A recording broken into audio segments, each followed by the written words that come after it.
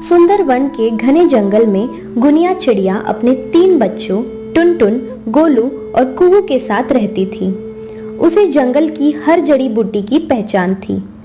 कौन सी पत्ती बुखार उतारती है और कौन सा फूल जहर का असर कम करता है, सब उसे पता था।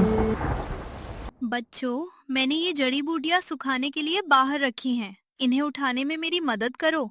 देखो, आसमान में काले बादल छा गए हैं। अगर बारिश शुरू हो गई तो ये सारी कीमती जड़ी बूटियां भीगकर खराब हो जाएंगी। हाँ माँ, हम अभी आते हैं और आपकी मदद करते हैं। माँ, क्या ये वही पत्ता है जो बुखार उतारता है? शाबाश टुनटुन, हाँ यही है। गोलू, तुम वो जामुन की छाल उठा कर ले आओ। और कुहू बेटा, तुम वो नीले फूल संभाल लो। वो जहर का असर खत्म करने के काम आते हैं। गुनिया ने बच्चों की मदद से सारी जड़ी बूटियां जल्दी जल्दी घोंसले के अंदर रख दी। तभी बाहर तेज बारिश शुरू हो गई। माँ, ये बारिश तो बहुत जल्दी शुरू हो गई। आज तो मिट्ठू काका दवाई लेने आने वाले थे ना? हाँ टुनटुन, मिठू भाई बस आते ही होंगे। चलो, तुम और तुम्हारे भाई ऊपर चादर ओढ़ लो, नहीं तो ठंड लग जाएगी। तभी मिट्ठू तोता हांफते हुए आता है। गुनिया, मुझे जल्दी से सर्दी जुकाम की दवा दे दो। लगता है बारिश और बढ़ने वाली है। फिर सब लोग दवा लेने आ जाएंगे और बहुत भीड़ हो जाएगी। अरे मिट्टू भाई, आप ये काढ़ा लीजिए। ये बुखार उतारने में रामबाण है। मैंने इसे अभी ताज़ी जड़ी बूटियों से खुद बनाया है। शुक्रिया गुनिया, तुम्हारी वजह से ही आज हमारे आसपास के इलाके के घोंसलों में कोई भी बीमार नहीं रहता, और ना ही तुम इसके बदले किसी से कुछ मांगती हो। मिट्टू भैया, किसी को ठीक करने के बदले में क्या लूं? ये तो जंगल का दिया हुआ उपहार है। सब लोग मुझे फल और दाने दे जाते हैं और उन्हीं से मेरे बच्चों का गुजारा हो जाता है। सच कहा मिट्ठू, गुनिया है तो उम्मीद है, वरना उस चिन्नी कौवी के पास जाओ तो वो पहले अपनी फीस की पोटली मांगती है, और दवा तो बस नाम की होती है। गुनिया बेटी, मेरी खांसी की दवा भी देना। जी दादी, ये लीजिए आपकी दवा। शुक्रिया बेटी। चलो मिट्ठू, अब हमें चलना चाहिए। बारिश तेज होती जा रही है। जंगल की दूसरी ओर एक डाल पर चिन्नी कौवी का घोंसला है। वह एक पत्थर पर कड़वी जड़ी बूटियां कूट रही हैं।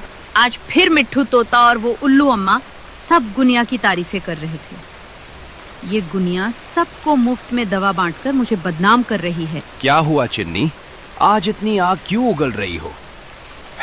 क्या फिर से गुनिया के घर भीड़ लगी है? हाँ, कालो, और इसी वजह से मुझे कोई पूछता नहीं। कोई मेरे पास दवा लेने आता भी है तो सिर्फ इसलिए कि उसे गुनिया के बारे में पता नहीं होता या उसका घर दूसरी तरफ पड़ता है, वरना मेरी दुकान तो हमेशा खाली ही रहती। तो तुम चुप क्यों बैठी हो? जंगल की सबसे बड़ी वैद्य तो तुम हो, कम से कम नाम की तो हो ही। नाम की वैद्य? मैं इस जंगल की सबसे चालाक वैद्य हूँ। जब तक गुनिया जिंदा है कोई मुझे नहीं पूछेगा। क्या इरादा है तुम्हारा? बस एक सही मौके का इंतजार कर रही हूँ। मुझे यकीन है कि आने वाले कल तक कोई ना कोई रास्ता जरूर सूझ जाएगा। माँ, मुझे बहुत भूख लगी है। बस बेटा, अभी खाना बना रही हूँ। वहीं जंगल की दूसरी ओर बाजराज अपने घोंसले में बैठा था। आज तो बहुत भूख लग रही है। हाँ, लगता है शिकार करने के लिए इस बारिश में ही निकलना पड़ेगा। मेरा सेवक कहाँ रह गया? क्या पता वही मेरे लिए कुछ खाने का इंतजाम कर लाए। बाजराज मालिक, आज तो बहुत तेज बारिश हो रही है। मुझे भी कहीं कुछ खाने को नहीं मिला। अगर आपके पास कुछ हो तो मुझे भी दे दीजिए। चलो सेवक, आज इस बारिश में ही शिकार पर निकलना पड़ेगा। कोई ना कोई छोटा पक्षी तो मिल ही जाएगा। दोनों शिकार पर निकल पड़े। तभी तेज हवाओं के बीच एक पुराने पेड़ की भारी डाल टूटकर बाजराज के ऊपर आ गिरी। बाजराज दर्द से तड़प उठा। आह, मेरा पंख! मैं हिल भी नहीं पा रहा हूँ। अगर समय पर मरहम नहीं मिला तो मैं फिर कभी आसमान नहीं छू पाऊंगा। मैं अभी गुनिया को लेकर आता हूँ, वही आपको बचा सकती है। बाजराज का साथी तेजी से उड़ता हुआ गुनिया के घर की ओर जाता है, लेकिन रास्ते में उसे चिन्नी कौवी मिल जाती है। क्या बात है भाई, इतनी तेज बारिश में इतनी हड़बड़ाहट, कहाँ जा रहे हो? अरे चिन्नी, अनर्थ हो गया।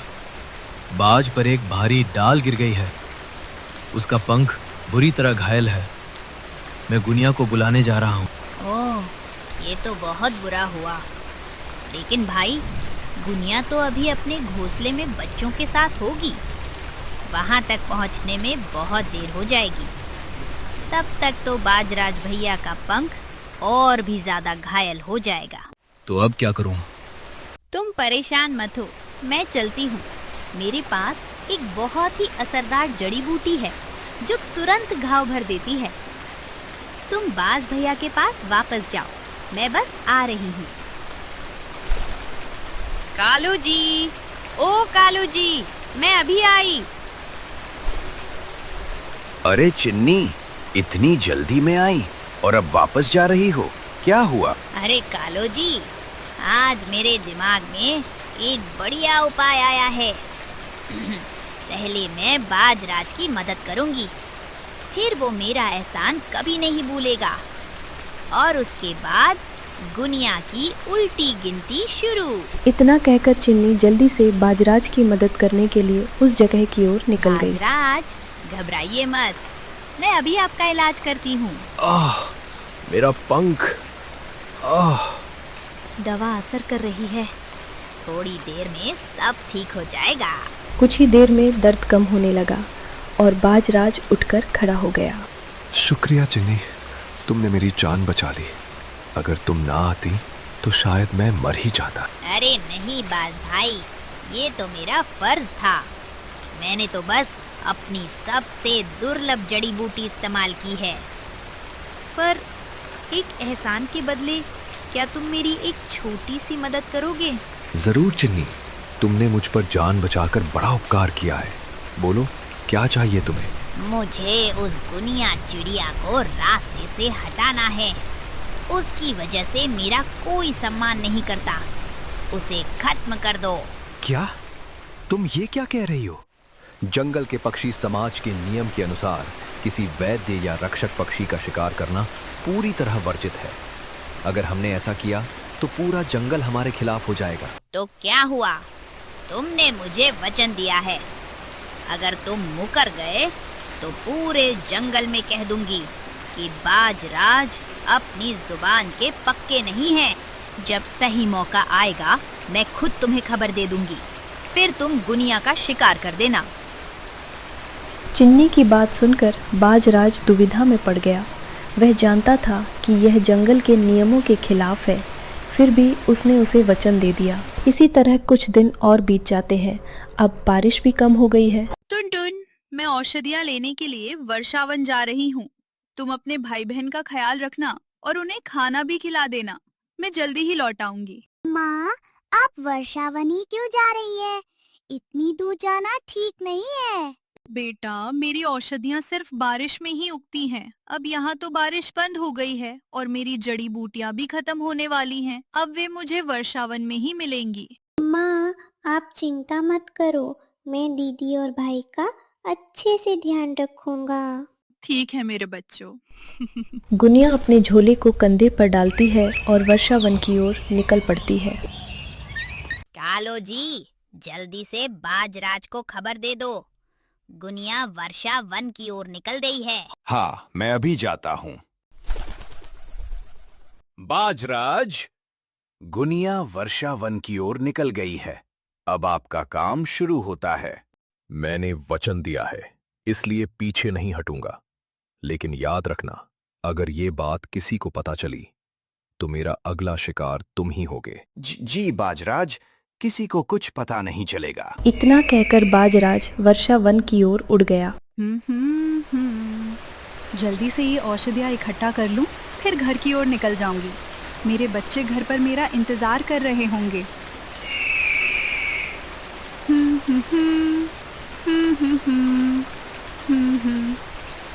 ये तो शिकारी बाज की आवाज लगती है, पर जंगल के नियमों के अनुसार तो वो मुझ पर हमला नहीं कर सकता। गुनिया जैसे ही जड़ी बूटियां लेकर उड़ने की कोशिश करती है, बाज उस पर तेजी से झपट्टा मारता है।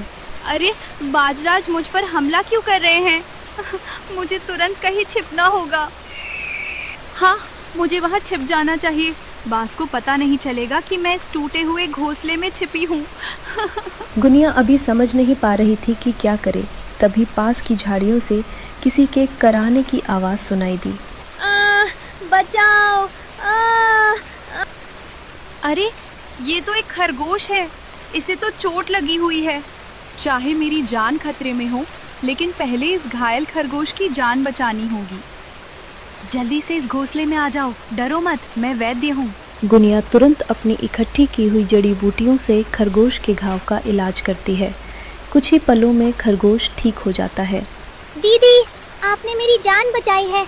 आपका बहुत बहुत धन्यवाद। बेटा, यहाँ रुकना ठीक नहीं है। ऊपर बाजराज मंडरा रहा है। मुझे जल्दी घर पहुँचना होगा। तुम भी जल्दी से अपने घर चले जाओ। आप चिंता मत कीजिए दीदी, मैं इस जंगल के छोटे छोटे गुप्त रास्ते जानता हूँ। आप मेरे साथ चलिए, मैं आपको सुरक्षित घर पहुँचा दूंगा। खरगोश उसे घनी झाड़ियों के नीचे बने रास्तों से ले जाने लगता है। खरगोश जी, इस रास्ते से तो मुझे घर पहुँचने में 2-3 दिन लग जाएंगे। मुझे थोड़ी ऊंचाई पर उड़ना होगा, लेकिन डर है कि कहीं बाजराज मुझे देख ना ले। हमें कोई और उपाय सोचना होगा। तभी उन्हें रास्ते में एक बंदर मिलता है, जिसके पैर में कांटा चुभा हुआ है और वह दर्द से कराह रहा है। बहुत दर्द हो रहा है, मेरा पैर। घबराओ मत, मैं अभी तुम्हारे पैर से कांटा निकाल देती हूँ और उस पर औषधि का लेप लगा देती हूँ। सब ठीक हो जाएगा। गुनिया ने जैसे ही औषधि का लेप लगाया, कुछ ही देर में बिल्लू बंदर का पैर ठीक हो गया। शुक्रिया गुनिया, तुमने मेरा पैर ठीक कर दिया। लेकिन तुम दोनों इस समय कहाँ जा रहे हो? तब गुनिया ने बिल्लू को शुरू से लेकर अब तक की सारी बात बता दी। तो फिर आज की रात तुम दोनों मेरे घर पर ही रुक जाओ। बहुत रात हो चुकी है और बारिश भी तेज हो रही है। सुबह बारिश कम हो जाएगी, तब मैं खुद खरगोश के साथ तुम्हें जंगल की सीमा तक सुरक्षित छोड़ाऊंगा। ठीक है, जैसा तुम दोनों ठीक समझो। इसके बाद गुनिया, खरगोश और बिल्लू उस रात बिल्लू के घर पर ही रुक गए। वहीं दूसरी ओर बहुत रात हो गई है माँ, अभी तक नहीं आई। मुझे डर लग रहा है टुनटुन। माँ ने कहा था वो शाम तक लौट आएंगी। टुनटुन, माँ की इस किताब से हमें पता चल जाएगा कि माँ औषधियाँ लेने कहाँ जाती हैं। हाँ गोलू, कुहू, चलो हम उल्लू अम्मा के पास चलते हैं। शायद वही हमारी कुछ मदद कर सकें। ये किताब भी साथ ले चलते हैं। तीनों बच्चे डरकर पास ही रहने वाली उल्लू अम्मा के पास जाते हैं। उल्लू अम्मा, क्या आपने माँ को देखा? वो अभी तक वापस नहीं आई है। मैं भी काफी देर से इंतजार कर रही हूँ बच्चों, लेकिन घबराओ मत, तुम्हारी माँ समझदार है, वह सुरक्षित लौट आएगी। आज की रात इंतजार कर लो, कल मैं, मिट्ठू काका और बाकी सब मिलकर गुनिया को ढूंढने निकलेंगे। ठीक है दादी, हम माँ की ये किताब भी लाए हैं। इसमें माँ के जाने वाले सभी रास्तों की जानकारी है। बहुत अच्छा किया बच्चों, मैं अभी तुम्हारे लिए कुछ खाने को लाती हूँ। तुमने सुबह से कुछ नहीं खाया होगा, भूखे मत रहो। अगली सुबह वर्षा वन में बारिश थम चुकी थी। बिल्लू और खरगोश गुनिया को जंगल की सीमा तक छोड़ आए। उधर बाजराज भी लौट चुका था। दादी, मिट्ठू भाई और बाकी सब गुनिया को ढूंढने निकलने ही वाले थे कि तभी गुनिया सकुशल घर लौट आई। टुनटुन, गोलू, कुहू। माँ आ गई। मैंने कहा था ना बच्चों, घबराओ मत। देखो, गुनिया सकुशल वापस लौट आई। गुनिया, तुम आ गई। हम सब बहुत डर गए थे, पर अब सब ठीक है। मैं जानती थी कि तुम सब मेरा इंतजार कर रहे होंगे। मेरे पास तुम सबके लिए बहुत सारी जड़ी बूटियां हैं, जिनसे मैं जंगल के हर मरीज को ठीक कर दूंगी। वहीं एक कोने में छिपकर चिन्नी कौवी सब देख रही थी। जैसे ही उसे पता चला कि गुनिया सकुशल लौट आई है, वह झल्लाकर वहां से उड़ गई और अपनी अगली चाल की तैयारी करने लगी। इतनी मेहनत के बाद भी ये गुनिया बच गई। कालो जी, न बाजराज किसी काम आया, न हमारी योजना। लेकिन अब मेरे पास एक नया उपाय है। क्या उपाय चिन्नी? अब हम अफवाह फैलाएंगे। सुनो कालो जी, सबको कहना कि गुनिया की लाई हुई जड़ी बूटियां अब पुरानी और जहरीली है। उनसे बीमारी ठीक नहीं होती बल्कि और बढ़ जाती है। लेकिन क्या कोई हमारी बात मानेगा? धीरे धीरे मानेंगे। बस यही अफवाह हर घोंसले तक पहुंचानी है। थोड़ा समय लगेगा, लेकिन इसका असर जरूर होगा। बस फिर क्या था, कालू और चिन्नी ने पूरे जंगल में अफवाह फैलानी शुरू कर दी। माँ, दादी अम्मा बता रही थी कि चिन्नी आंटी आपके लिए अफवाहें फैला रही है। वो सबको कह रही हैं कि आपकी दवाइयाँ जहरीली है। माँ, आप सबको बता क्यों नहीं देती कि बाजराज उनके कहने पर आपका शिकार करने वाले थे? कोई बात नहीं बेटा, हमें जंगल में किसी से लड़ना नहीं है। चिन्नी ने जो किया वो उसका कर्म है। धैर्य रखो, एक दिन सच्चाई सबके सामने खुद ब खुद आ जाएगी। कुछ समय बाद जंगल में एक जहरीला फूल खाने की वजह से कई पक्षी अचानक बीमार पड़ गए। चिन्नी ने सभी का इलाज करने की बहुत कोशिश की, लेकिन उसकी दवाइयों से कोई भी ठीक नहीं हो पाया। चिन्नी, हम कब से तुमसे दवा ले रहे हैं, लेकिन कोई भी ठीक नहीं हो रहा। और तुम्हारी दवाइयाँ इतनी महंगी भी है। अरे धैर्य रखो, तुम लोग ठीक हो जाओगे। और दवा महंगी तो होगी ही, तभी तो असर करती है। नहीं, अब बहुत हो गया। चलो गुनिया के पास चलते हैं, वही हमारी मदद करेगी। हाँ चलो चलो गुनिया के पास। चलो चलो। गुनिया, ओ गुनिया। गुनिया दीदी, हमें माफ कर दो। हमने चिन्नी की बातों में आकर तुम पर शक किया, जबकि तुमने हमेशा हमारी मदद की है। भाइयों, गलती किसी से भी हो सकती है। आप लोग परेशान मत होइए। मुझे भरोसा था कि एक दिन आप सच्चाई समझ जाएंगे, इसलिए मैंने इस बीमारी की दवा पहले से ही तैयार कर रखी थी। रुको, मैं अभी आप सबको दवा देती हूँ। गुनिया बड़ी कुशलता से एक एक करके सबको दवा देती है। पक्षियों के चेहरों पर राहत की मुस्कान लौट आती है। कुछ दिनों बाद, गुनिया दीदी, आपकी दवा का असर तो जादू जैसा है। हम तो बिल्कुल ठीक महसूस कर रहे हैं। गुनिया, आज सच में साबित हो गया कि जिस सेवा में कोई लालच ना हो, वही सबसे बड़ी दवा है। ये सब आप लोगों का प्रेम ही है, जो मुझे हर मुश्किल घड़ी में जड़ी बूटियाँ खोजने की हिम्मत देता है। सभी पक्षी गुनिया का आभार व्यक्त कर रहे हैं। तभी आसमान से बाजराज नीचे उतरता है। गुनिया, मुझे माफ कर दो। चिन्नी ने मुझसे झूठ बोला था। उसी ने मुझे तुम्हारे खिलाफ भड़काया था ताकि मैं तुम्हारा शिकार करूं। लेकिन अब मुझे भी उसी औषधि की जरूरत है, वरना मेरी तबीयत और बिगड़ जाएगी। तुम माफी के लायक नहीं हो बाजराज। तुमने पक्षियों का नियम तोड़ा है। हाँ, हाँ, तुम्हें माफ नहीं किया जा सकता। बाजराज, मैं तुम्हें माफ करती हूँ और तुम्हारे लिए औषधि भी लाती हूँ, चिंता मत करो। गुनिया बाज को औषधि दे देती है। दादी अम्मा गंभीर होकर कहती हैं, ठीक है गुनिया, तुमने बाजराज को औषधि दे दी, पर बाजराज अब तुम इस इलाके में नहीं रह सकते। और चिन्नी को भी ये संदेश दे देना, अब उसकी हमारी बिरादरी में कोई जगह नहीं है। औषधि लेने के बाद बाजराज पूरी तरह ठीक हो गया, लेकिन उसे और चिन्नी को वहाँ से जाना ही पड़ा। उस दिन के बाद वे दोनों फिर कभी उस इलाके में नहीं लौटे। इसके बाद जंगल में सब पहले की तरह खुशी खुशी रहने लगे। ऐसे ही और वीडियोस देखने के लिए चैनल को सब्सक्राइब करें और वीडियोस को लाइक ज़रूर करें।